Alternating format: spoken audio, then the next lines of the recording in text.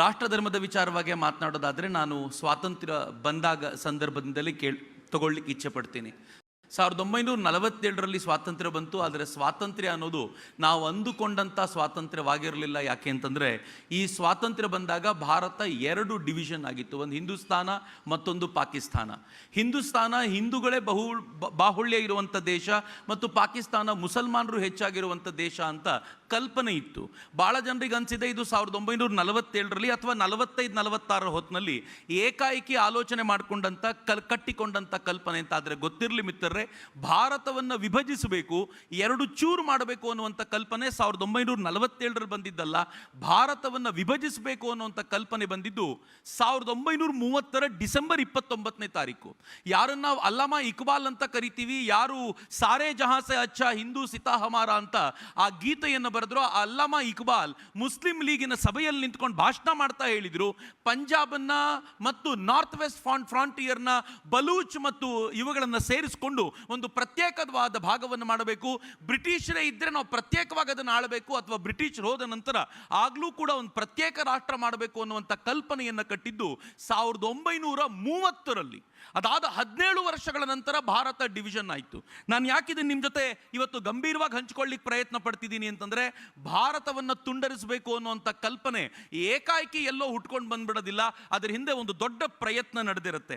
ಅದೇ ರೀತಿ ಅವತ್ತು ಭಾರತವನ್ನು ತುಂಡರಿಸಬೇಕು, ಪಾಕಿಸ್ತಾನ ಕಟ್ಟಬೇಕು ಅಂತ ಅಲ್ಲಮಾ ಇಕ್ಬಾಲ್ ಥರದವರು ಯೋಚನೆ ಮಾಡ್ತಾ ಇದ್ದರೆ, ಭಾರತದ ರಾಜಕಾರಣಿಗಳೆಲ್ಲ ಹಿಂದೂ ಮುಸ್ಲಿಂ ಸೆಕ್ಯುಲರ್ ಕಲ್ಪನೆಯಲ್ಲಿ ಮೈ ಮರೆತಿದ್ರು. ದುರಂತದ ಸಂಗತಿ ಅಂತಂದರೆ, ಇವತ್ತು ಕೂಡ ಮತ್ತೊಮ್ಮೆ ಭಾರತದ ವಿಭಜನೆಯ ಪ್ರಯತ್ನವನ್ನ ಜೋರಾಗಿ ನಡೆಸ್ತಾ ಇರುವಾಗ ನಾವು ಇವತ್ತಿಗೂ ಕೂಡ ಸಬ್ಕಾ ಸಾಥ್ ಸಬ್ಕಾ ವಿಕಾಸ್ ಸಬ್ಕಾ ವಿಶ್ವಾಸ್ ಅನ್ನುವಂಥ ಭ್ರಾಮಕ ಕಲ್ಪನೆಯಲ್ಲಿ ಇದ್ದೀವಿ ಅಂತ ಯಾರಾದರೂ ಹೇಳಿದ್ರೆ ಅಚ್ಚರಿ ಪಡಬೇಕು ಅಂತಿಲ್ಲ ಅಂತ ನಾನು ಈ ಮಾತನ್ನು ಬಹಳ ಎಚ್ಚರಿಕೆಯಿಂದ ಹೇಳ್ತಿದ್ದೀನಿ. 2020ರಲ್ಲಿ ವರ್ಲ್ಡ್ ಎಕನಾಮಿಕ್ ಫೋರಂನಲ್ಲಿ ಜಾರ್ಜ್ ಸೋರೋಸ್ ಮಾತನಾಡ್ತಾ ಹೇಳ್ತಾನೆ, ಈ ಜಗತ್ನಲ್ಲಿರುವಂಥ ನ್ಯಾಷನಲಿಸ್ಟ್ ಗವರ್ಮೆಂಟ್ಗಳನ್ನೆಲ್ಲ ಕಿತ್ತು ಬಿಸಾಡೋದು ನನ್ನ ಮೊದಲ ಆದ್ಯತೆ ಅಂತ ಜಾರ್ಜ್ ಸೋರೋಸ್ ಹೇಳ್ತಾನೆ. ಓಪನ್ ಸೊಸೈಟಿ ಫೌಂಡೇಶನ್ ಮುಖ್ಯಸ್ಥನಾಗಿರುವ ಈ ಜಾರ್ಜ್ ಸೋರೋಸ್ ಈ ಜಗತ್ತಿನ ನ್ಯಾಷನಲಿಸ್ಟ್ ಗವರ್ಮೆಂಟ್ನ ಕಿತ್ತೊಗಬೇಕು ಅಂದಾಗ ಅವನ ಕಣ್ಣು ಮುಂದೆ ಇದ್ದಂಥ ಅತ್ಯಂತ ಪ್ರಮುಖವಾದ ನ್ಯಾಷನಲಿಸ್ಟ್ ಗವರ್ಮೆಂಟ್ ಯಾವುದು ಅಂತಂದರೆ ಅದು ಭಾರತದ ಗವರ್ಮೆಂಟ್ ಮತ್ತು ನರೇಂದ್ರ ಮೋದಿಯವರ ಸರ್ಕಾರವನ್ನು ಕಿತ್ತೆಸಿಬೇಕು ಅಂತ. ಇನ್ಫ್ಯಾಕ್ಟ್ ಅವ್ನು ಬಾಯ್ಬಿಟ್ಟು ಹೇಳ್ತಾನೆ ವರ್ಲ್ಡ್ ಎಕನಾಮಿಕ್ ಫೋರಂನಲ್ಲಿ. ಅವನು ಯಾವುದೋ ಪ್ರೆಸ್ ಮೀಟ್ನಲ್ಲಿ ತಾನು ಮಾತನಾಡುವಂಥ ಸಂಗತಿಯಲ್ಲ, ವರ್ಲ್ಡ್ ಎಕನಾಮಿಕ್ ಫೋರಂನಲ್ಲಿ ಹೇಳ್ತಾನೆ, ನರೇಂದ್ರ ಮೋದಿಯವರ ಸರ್ಕಾರವನ್ನು ಕಿತ್ತು ಬಿಸಾಕಲಿಕ್ಕೆ ನಾನು $1 ಬಿಲಿಯನ್ ರೂಪೀಸ್ನ $1 ಬಿಲಿಯನ್ ಎತ್ತಿಡ್ತೀನಿ, ಹೆಚ್ಚು ಕಡಿಮೆ 8,000 ಕೋಟಿ ರೂಪಾಯಿನ ಇದಕ್ಕೋಸ್ಕರ ತೆಗೆದಿಡ್ತೀನಿ ಅಂತ ಹೇಳ್ತಾನೆ. ಮಿತ್ರರೇ, ಗೊತ್ತಿರಲಿ, ಡೀಪ್ ಸ್ಟೇಟ್ ಅನ್ನುವಂಥ ಈ ಥರದ ಒಂದಷ್ಟು ಜನರ ಗುಂಪು, ಅದರಲ್ಲಿ ಸಿರಿವಂತರಿದ್ದಾರೆ, ಅದರಲ್ಲಿ ಆರ್ಮಿಯ ಪ್ರಮುಖರಿದ್ದಾರೆ, ಅದರಲ್ಲಿ ಜಗತ್ತಿನ ಅನೇಕ ಪೊಲಿಟಿಕಲ್ ಲೀಡರ್ಗಳಿದ್ದಾರೆ.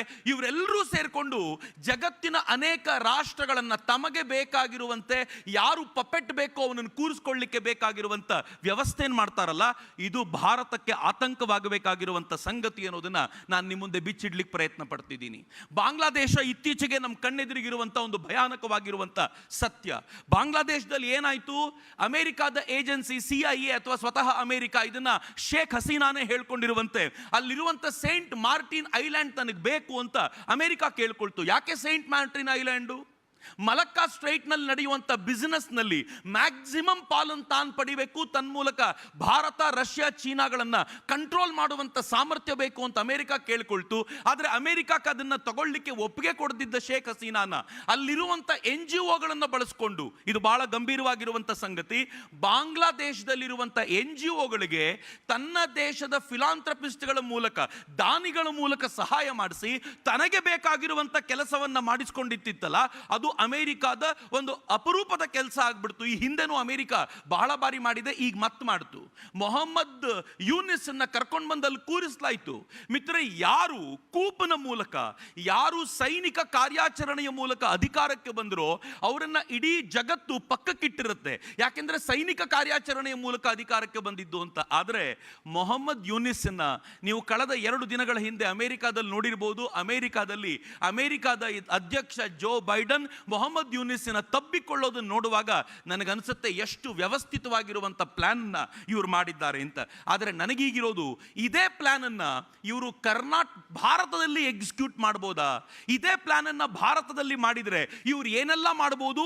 ರಾಷ್ಟ್ರ ಧರ್ಮವನ್ನು ಉಳಿಸಲಿಕ್ಕೆ ನಾನು ಮತ್ತು ನೀವು ಏನು ಮಾಡಬೇಕಾಗಿದ್ದು ಅನ್ನುವಂಥ ಪ್ರಶ್ನೆ ಇದೆಯಲ್ಲ, ಇದು ಗಂಭೀರವಾಗಿರುವಂಥ ಪ್ರಶ್ನೆ ಅಂತ ನಾನು ಭಾವಿಸ್ತೀನಿ. ಭಾರತದಲ್ಲಿ ಇವರೆಲ್ಲರ ಪ್ರಯತ್ನಕ್ಕೆ ಬೇಕಾಗಿರುವಂಥ ಅನೇಕ ಕೈಗೊಂಬೆಗಳು ಸಿಗ್ತವೆ. ಮಿತ್ರ, ಈ ನಾಡಿನ ಕೆಲವು ಪೊಲಿಟಿಕಲ್ ಲೀಡರ್ಸ್ಗಳಿದ್ದಾರೆ, ನಾನು ನೇರವಾದ ಆರೋಪ ಅಂತ ನೀವು ಭಾವಿಸಿದ್ರೂ ಚಿಂತೆ ಇಲ್ಲ. ಜಗತ್ತಿನ ಅನೇಕ ರಾಷ್ಟ್ರಗಳಿಗೆ ಹೋಗ್ತಾರೆ, ಹಾರ್ವರ್ಡಿಗೆ ಹೋಗ್ತಾರೆ, ಆಕ್ಸ್ಫರ್ಡಿಗೆ ಹೋಗ್ತಾರೆ, ಅಲ್ಲಿ ಕ್ಯಾಂಟೀನ್ಗಳಲ್ಲಿ ಕೂತಿರುವಂಥ 15-20 ಜನರ ಮುಂದೆ ಮಾತನಾಡ್ತಾರೆ. ಮಾತಿನ ಅಷ್ಟು ಉದ್ದಕ್ಕೂ ಭಾರತವನ್ನು ಧಿಕ್ಕರಿಸ್ತಾರೆ, ಭಾರತವನ್ನು ಮೂದಲಿಸ್ತಾರೆ, ಭಾರತವನ್ನು ಬೈತಾರೆ.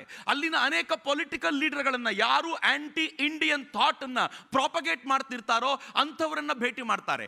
ಭಾರತದ ವಿರೋಧ ಪಕ್ಷದ ನಾಯಕ ಇಲಾನ್ ಒಮರ್ನ ಅಮೆರಿಕಾದಲ್ಲಿ ಭೇಟಿ ಮಾಡ್ತಾರೆ. ಯಾರು ಇಲಾನ್ ಒಮರ್?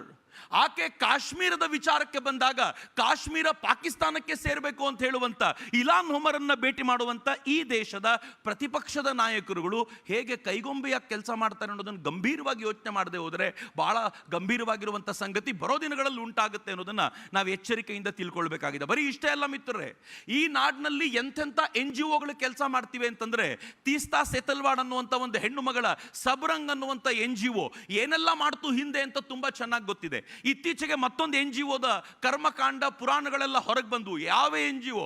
ಹರ್ಷ ಮಂದಾರ್ ಅನ್ನುವಂಥ ಒಬ್ಬ ವ್ಯಕ್ತಿ ಯಾರು IAS ಆಫೀಸರ್ ಆಗಿ ಕೆಲಸ ಮಾಡ್ತಿದ್ರು, ಆನಂತರ ರಿಸೈನ್ ಮಾಡಿ ತಮ್ಮದೇ NGO ಕಟ್ಕೊಂಡು ಫೋರ್ಡ್ ಮತ್ತು ರಾಕ್ ಫೆಲ್ಲರ್ಗಳಿಂದ ಹಣವನ್ನು ತೆಗೆದುಕೊಂಡು ಈ ದೇಶದಲ್ಲಿ NGOಗಳ ಮೂಲಕ ಕೆಲಸ ಮಾಡ್ತಿದ್ರು. ಆತ ಇದೇ ಹರ್ಷ ಮಂದಾರ್, ಆ ವ್ಯಕ್ತಿ ದೆಹಲಿಯಲ್ಲಿ CIA ವಿರುದ್ಧ ಪ್ರತಿಭಟನೆ ನಡೀತಾ ಇರುವಾಗ ಅಲ್ಲಿ ನಿಂತ್ಕೊಂಡು ಭಾಷಣ ಮಾಡ್ತಾರೆ. ಇನ್ನು ಮುಂದೆ ಭಾರತದಲ್ಲಿ ಸಂಸತ್ನಲ್ಲಿ ಪ್ರಶ್ನೆ ಮಾಡಬಾರ್ದು, ಇನ್ನು ಮುಂದೆ ಭಾರತದಲ್ಲಿ ಕೋರ್ಟ್ಗಳಲ್ಲಿ ಪ್ರಶ್ನೆ ಮಾಡಬಾರ್ದು, ಬೀದಿಗಳಲ್ಲಿ ನಿಂತು ಗಲಾಟೆ ಮಾಡಬೇಕು ಅಂತ ಹೇಳುವಂಥ ಹರ್ಷ್ ಮಂದಾರ್ ಈ ದೇಶದಲ್ಲಿ NGO ಕಟ್ಕೊಂಡು ಕೆಲಸ ಮಾಡ್ತಾರೆ. ಮಿತ್ರ, ಇದಕ್ಕಿಂತಲೂ ಒಂದು ಗಂಭೀರವಾದ ಸಂಗತಿ ನಾನು ಇಲ್ಲಿ ಕೇಳ್ತಾ ಇರೋ ಪ್ರತಿಯೊಬ್ಬರಿಗೂ ಹೇಳಬೇಕು. ಇದೇ ಹರ್ಷ್ ಮಂದಾರ್ ಮನಮೋಹನ್ ಸಿಂಗ್ರು PM ಆಗಿದ್ದಾಗ, ಪ್ರಧಾನಮಂತ್ರಿ ಆಗಿದ್ದಾಗ ನ್ಯಾಷನಲ್ ಅಡ್ವೈಸರಿ ಕೌನ್ಸಿಲ್ NAC ಅನ್ನುವಂಥದ್ದು ಯಾವುದೊಂದು ಕಮಿಟಿ ಇತ್ತೋ, ಇಡೀ ಸರ್ಕಾರಕ್ಕೆ ಅಡ್ವೈಸ್ ಕೊಡುವಂಥ ಕಮಿಟಿ ಇತ್ತೋ, ಅದರ ಚೇರ್ಮನ್ ಏನು ಸೋನಿಯಾ ಗಾಂಧಿ ಆಗಿದ್ರು, ಅವರ ಅಂಡರ್ ಕೆಲಸ ಮಾಡ್ತಿದ್ದಂಥ ಡೈರೆಕ್ಟರ್ ಆಗಿದ್ರು ಹರ್ಷ ಮಂದಾರ್ ಅನ್ನೋದು. ಈ ದೇಶ ಎಂಥ ಪರಿಸ್ಥಿತಿಯ ಮೂಲಕ ಹಾದು ಹೋಗ್ತಾ ಇದೆ ಅನ್ನೋದನ್ನ ಇಮ್ಯಾಜಿನ್ ಮಾಡ್ಕೊಳ್ಳಿಕ್ಕಾದ್ರೂ ನಮಗೆ ಸಾಧ್ಯ ಆಗಬೇಕು ಅಂತ ನನಗನ್ಸುತ್ತೆ. ಬರೀ ಹರ್ಷ ಮಂದಾರ್ನ ವಿಚಾರ ಅಲ್ಲ, ನೀವು ಭಾರತಕ್ಕೆ ಬಂದು ಇವರುಗಳು ಮಾಡುವಂಥ ಕೆಲಸವನ್ನು ನೋಡಿದರೆ ಇವತ್ತು ಭಾರತದಲ್ಲಿ ಜಾತಿಗಳ ಹೆಸರಿನಲ್ಲಿ, ಭಾಷೆಗಳ ಹೆಸರಿನಲ್ಲಿ ಕದನ ಹಚ್ಚುವಂಥ ಪ್ರಯತ್ನ ನೀವು ನೋಡಿರ್ಬೋದು. ಇದೇ ರಿಪಬ್ಲಿಕ್ ಸಮಿಟ್ನ ಈ ವೇದಿಕೆ ಮೇಲೆ ನಾನು ಕೆಲವು ರಾಜಕಾರಣಿಗಳು ಮಾತನಾಡೋದನ್ನು ಕೇಳಿದ್ದೀನಿ. ನಮಗೆ ರಾಜಕೀಯ ಮಾಡಲಿಕ್ಕೆ ಭಾಷೆ ಬೇಕು, ನಮಗೆ ರಾಜಕೀಯ ಮಾಡಲಿಕ್ಕೆ ಜಾತಿಗಳು ಬೇಕು, ಈ ಜಾತಿಗಳನ್ನು ಇಟ್ಕೊಂಡ್ರೆ ಮಾತ್ರ ರಾಜಕೀಯ ಮಾಡಲಿಕ್ಕೆ ಸಾಧ್ಯ ಅಂತ ಹೇಳುವಂಥ ಅತ್ಯಂತ ಕೆಟ್ಟ ಪರಿಸ್ಥಿತಿಯ ರಾಜಕಾರಣ ನಡೆಯುತ್ತೆ ಎಂದಾಗ ಯೋಚನೆ ಮಾಡಿ. ನನ್ನ ದೇಶದ ರಾಜಕಾರಣ ಯಾವ ನೀಚ ಮಟ್ಟಕ್ಕೆ ಬಂದಿದೆ ಅಂತಂದರೆ, ಪತ್ರಕರ್ತರು ಪ್ರೆಸ್ ಮೀಟಲ್ಲಿ ಕುಳಿತಿದ್ರೆ ನಿಮ್ಮ ಜಾತಿ ಯಾವುದು ಅಂತ ಕೇಳುವಂಥ ರಾಜಕಾರಣಿಗಳು ಹುಟ್ಟಿದ್ದಾರೆ. ನನ್ನ ದೇಶದ ರಾಜಕಾರಣ ಯಾವ ನೀಚ ಮಟ್ಟಕ್ಕೆ ಮುಟ್ಟಿದೆ ಅಂತಂದ್ರೆ, ಮಿಸ್ ಇಂಡಿಯಾ ಆಕೆ ಯಾವ ಜಾತಿಯವಳು ಅಂತ ಕೇಳುವಂಥ ಪ್ರಶ್ನೆ ಶುರುವಾಗಿದೆ. ಈ ದಲಿತ ವರ್ಗಕ್ಕೆ ಸೇರಿದ, OBC ವರ್ಗಕ್ಕೆ ಸೇರಿದ ಒಬ್ಬರಾದರೂ ಮಿಸ್ ಇಂಡಿಯಾ ಆದ್ರ ಅಂತ ಅನ್ನುವಂಥ ಪ್ರಶ್ನೆಯನ್ನು ಕೇಳುವಂಥ ರಾಜಕಾರಣಿಗಳು ಹುಟ್ಕೊಂಡಿದ್ದಾರೆ. ನನ್ನ ದೇಶದಲ್ಲಿ ಜಾತಿಯಲ್ಲಿ ಬೆಂಕಿಯನ್ನು ಹಚ್ಚಬೇಕು ಅನ್ನುವಂಥ ಪ್ರಯತ್ನ ಹೇಗೆ ನಡೀತಾ ಇದೆ ಅಂತಂದ್ರೆ ಮಿತ್ರರೇ, ಜಾತಿಯ ಹೆಸರನ್ನು ತೆಗೆದುಕೊಂಡು ನಿಮ್ಮ ಜಾತಿಗೆ ಸೈನ್ಯದಲ್ಲಿ ಕೆಲಸ ಸಿಗೋದಿಲ್ಲ, ಅತ್ಯಂತ ಬಡವರಿಗೆ ಲೋನ್ ಸಿಗೋದಿಲ್ಲ ಅಂತ ಹೇಳುವಂಥ ಪ್ರಯತ್ನವನ್ನು, ಸುಳ್ಳುಗಳನ್ನು ಪದೇ ಪದೇ ಹೇಳಿ ಈ ನಾಡಿನ ತರುಣರನ್ನ ಭಡಕಾಯಿಸಿ ಎಬ್ಬಿಸುವಂತ ಪ್ರಯತ್ನ ನಡೀತಾ ಇದೆ. ಯಾವ ಆರ್ಟಿಕಲ್ 370 ಕಿತ್ತು ಬಿಸಾಕಿ ಈ ದೇಶ ಅತ್ಯಂತ ಮಹತ್ವವಾಗಿರುವಂತಹ ಹೋರಾಟದಲ್ಲಿ ಗೆಲುವನ್ನು ಸಾಧಿಸಿತೋ, ಜಮ್ಮು ಕಾಶ್ಮೀರದ ಚುನಾವಣೆಗೆ ಅಂತ ಆ ಆರ್ಟಿಕಲ್ 370 ವಾಪಸ್ ಲಾಗು ಮಾಡ್ತೀವಿ ಅಂತ ಹೇಳುವಂತ ನಿರ್ಲಜ್ಜ ಸ್ಥಿತಿಗೆ ಈ ದೇಶ ಬಂದಿದೆ. ಇದು ಬರೀ ಫ್ರೀ ಬೀಸ್ ಕೊಡುವಂತ ಮಾತಲ್ಲ. ನಾವು ಬಸ್ನಲ್ಲಿ ಫ್ರೀ ಕೊಡ್ತೀವಿ ಅನ್ನೋದ್ರಿಂದ ಆರ್ಥಿಕತೆಯ ಹೊರೆ ಆಗಬಹುದು, ಆದರೆ ಆರ್ಟಿಕಲ್ 370 ವಾಪಸ್ ತರ್ತೀವಿ ಅಂತ ಹೇಳೋದ್ರ ಮೂಲಕ ಈ ದೇಶದ ಸುರಕ್ಷತೆಯನ್ನೇ ನಾವು ಚಾಲೆಂಜಿಗೆ ಕೊಡುವಂತ ಪ್ರಮೇಯ ಇದೆಯಲ್ಲ, ಅದಕ್ಕೋಸ್ಕರ ಭಾರತ ಸಿದ್ಧವಾಗ್ತಿದೆ ಅನ್ನೋದು ದುರಂತದ ಸಂಗತಿ. ಬರೀ ಇಷ್ಟೇ ಆಗಿದ್ರೆ ಸುಮ್ಮನಿರಬಹುದಿತ್ತು. ಹಿಂದೂ ಮುಸ್ಲಿಮರ ನಡುವಿನ ಒಡಕನ್ನ ಎಷ್ಟು ವ್ಯಾಪಕಗೊಳಿಸಲಾಗ್ತಾ ಇದೆ ಅಂತಂದ್ರೆ, ಇವತ್ತೂ ಕೂಡ ನನಗೆ ಪ್ರತಿನಿತ್ಯ ಒಂದು ಸುದ್ದಿಯನ್ನ ನೀವು ಪತ್ರಿಕೆಯಲ್ಲಿ ನೋಡ್ತಾ ಇದ್ದೀರಿ, ಪ್ರತಿನಿತ್ಯ ಒಂದು ಸುದ್ದಿಯನ್ನ ರಿಪಬ್ಲಿಕ್ ಕನ್ನಡ ಬಿತ್ತರಿಸುತ್ತೆ. ಏನಿದೆ ಸುದ್ದಿ? ಯಾವುದೋ ಒಂದು ರೈಲ್ವೆ ಟ್ರ್ಯಾಕ್ ನಲ್ಲಿ ಬಾಂಬ್ ಇಡಲಾಗಿದೆ, ಯಾವುದೋ ಒಂದು ರೈಲ್ವೆ ಟ್ರ್ಯಾಕ್ ನಲ್ಲಿ ಸಿಲಿಂಡರ್ ಇಡಲಾಗಿದೆ, ಯಾವುದೋ ಒಂದು ರೈಲ್ವೆ ಟ್ರ್ಯಾಕ್ ನಲ್ಲಿ 70 kg ಕಲ್ಲನ್ನಿಟ್ಟು ಟ್ರೈನ್ ಬಂದು ಡಿಕ್ಕಿ ಹೊಡೆಯುವಂತೆ ಮಾಡಲಾಗಿದೆ. ಯಾವುದೋ ಒಂದು ರೈಲ್ವೆ ಟ್ರ್ಯಾಕ್ ನಲ್ಲಿ ಅಥವಾ ಯಾವುದೋ ಒಂದು ಟ್ರೈನ್ ಅನ್ನ ಬ್ಲಾಸ್ಟ್ ಮಾಡಲಿಕ್ಕೆ ಬೇಕಾಗಿರುವಂತ ವ್ಯವಸ್ಥೆ ಮಾಡಲಾಗುತ್ತೆ. ಜಮ್ಮು ಕಾಶ್ಮೀರದಿಂದ ಕರ್ನಾಟಕಕ್ಕೆ ಬರಬೇಕಾಗಿರುವಂತ ಟ್ರೈನ್ ನಲ್ಲಿ ಸೈನಿಕರಿದ್ದಾರೆ ಅಂತ ಗೊತ್ತಿರೋದ್ರಿಂದ ಆ ಟ್ರೈನ್ ಅನ್ನ ಬ್ಲಾಸ್ಟ್ ಮಾಡಿಬಿಟ್ರೆ ಸೈನಿಕರಿಗೆ.